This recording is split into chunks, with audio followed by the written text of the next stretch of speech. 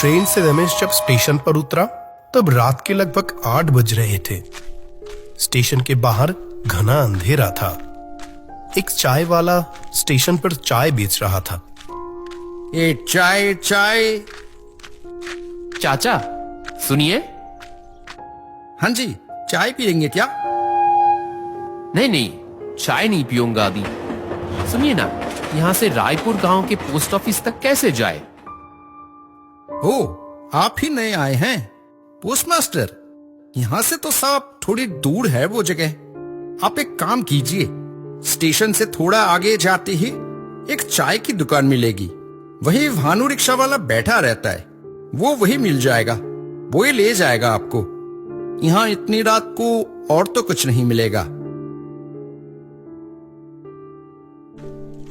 रमेश ने धन्यवाद देकर चलना शुरू किया। उस चाय की दुकान की रोशनी थोड़ी दूर से बिक रही थी।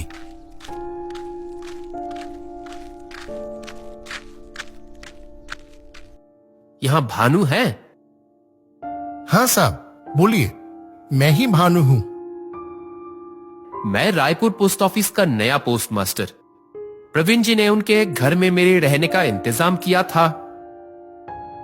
ओ, आप नए पोस्टमास्टर?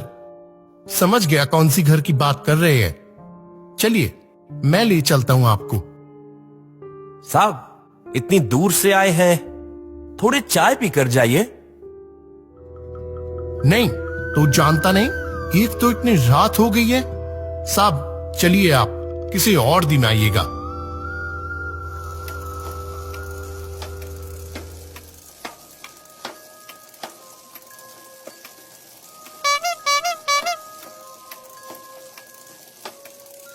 साहब, जहां रहने आए हैं वहां की खबर सब जानते हैं ना?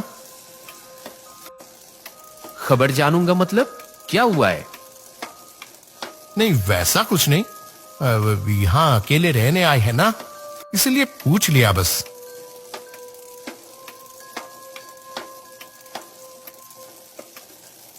लीजिए साहब, आ गए। वो रहा राजू, वो आपको आपका कमरा दिखा देगा। रमेश जी, आइए आइए, चलिए घर चलिए। ये रहा आपका कमरा और बगल में वो रहा रसोई। काम वाली बाई आपका खाना बना कर गई है। आपको आने में तो देर हो गई। ठीक है। तो आप आराम कीजिए, मैं चलता हूं। ओ हाँ, कमरे के उस तरफ वाली खिड़की मत खोलना। क्यों भाई, क्यों नहीं खोलूंगा? नहीं नहीं, बस ऐसे ही। वहां सिर्फ ताड़ का पेड़ है और एक गंदा सा तालाब है, बस इसीलिए। मैं चलता हूं।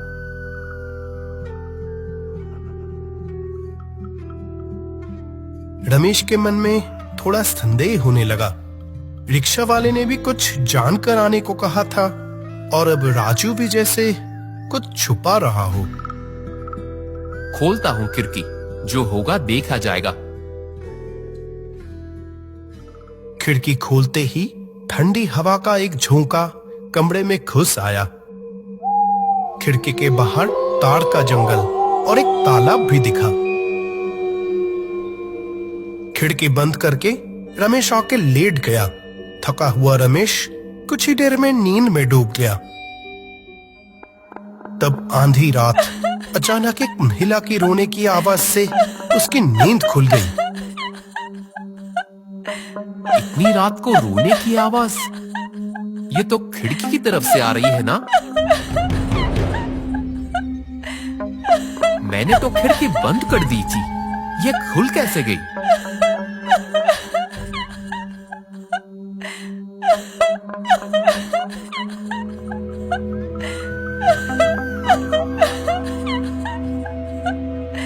कौन? रुकिए, इतनी रात को उधर कहां जा रही है? कोई जवाब नहीं आया।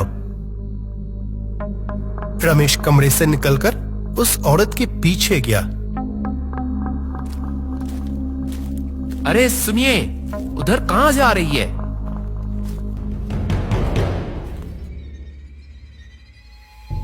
अरे कहां चली गई वो औरत? क्या देखा मैंने? क्या हो रहा है यहाँ? चारों तरफ तब कोई कहीं नहीं था। तो क्या ये मेरा भ्रम था या सच में वहां कुछ? हिम्मत करके रमेश तालाब की तरफ गया, लेकिन जब वो तालाब के बिल्कुल पास पहुंच गया तो उसे लगा जैसे वहां कोई है। इतना ही नहीं, आसपास जैसे किसी रहस्यमयी चीज का अनुभव होने लगा उसको। उसे लगा अब उसका यहां रुकना ठीक नहीं। जल्दी से वो वहां से वापस चल पड़ा। क्या देखा मैंने वहां? गांव का कोई जरूर जानता होगा ये, और राजू या वो रिक्शा वाला वो भी जरूर जानते होंगे कि यहाँ कुछ रहस्य है। अगली सुबह गांव के आसपास घूमने निकला था रमेश। तब देखा राजू एक तालाब के पास बैठकर मछली पकड़ रहा है। राजू, अरे रमेश बाबू, आइए आइए, बैठिए, यहां बैठिए। तो कल रात कोई तकलीफ तो नहीं हुई? तुम्हें एक बात कहनी थी। हाँ बताइए ना, क्या बात है? उस पीछे वाले तालाब में क्या रहस्य छुपा है, बताओ मुझे।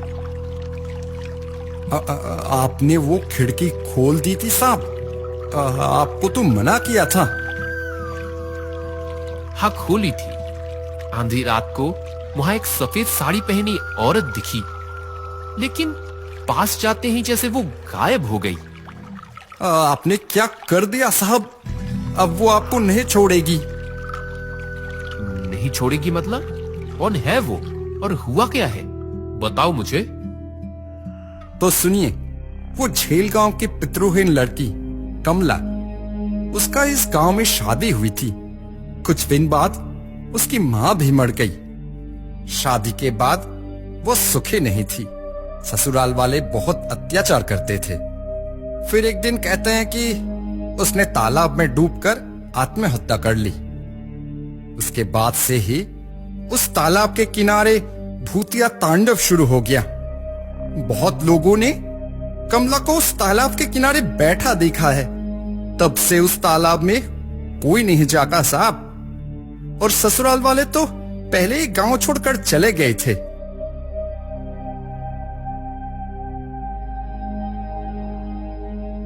ये सब तो ठीक है, लेकिन कमला की तालाब में डूबकर मौत क्या सच में आत्महत्या थी या खून? उसी समय अचानक रोने की आवाज और नुपुर की ध्वनि सुनाई दी।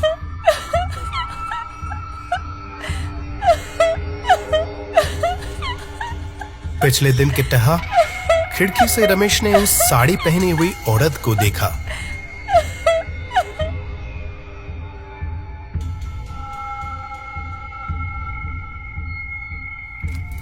सुनिए, क्या हुआ है? आप क्यों रो रही हैं?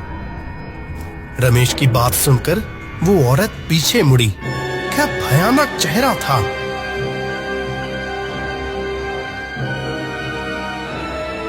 तू फिर से आया? मरना चाहता है? मैंने आपकी बात सुनी। आपने यहाँ डूबकर आत्महत्या की थी। आत्महत्या? मेरे पति के घर वालों ने मुझे यहाँ डुबोकर मार डाला है, सिर्फ इसीलिए कि मेरी माँ उन्हें दहेज नहीं दे पाए थे। मेरी आत्मा आज भी मुक्त नहीं हुई है। जब तक उन्हें सजा नहीं मिलेगी, मुझे मुक्ति नहीं मिलेगी, नहीं मिलेगी मुक्ति।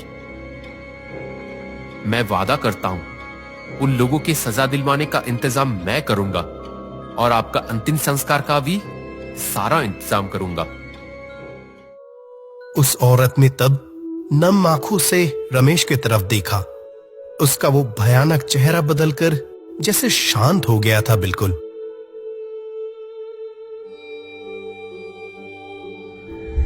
फिर धीरे धीरे वो कहीं गायब हो गई।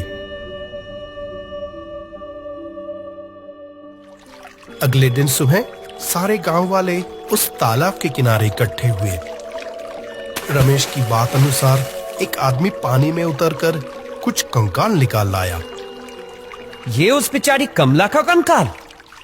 बेचारी को मरकर भी शांति नहीं मिली। उस दिन शाम को गांव के शमशान में चिता सजाकर कमला का अंतिम संस्कार किया गया और अगले दिन सबने मिलकर कमला के पति को सजा दिलवाई।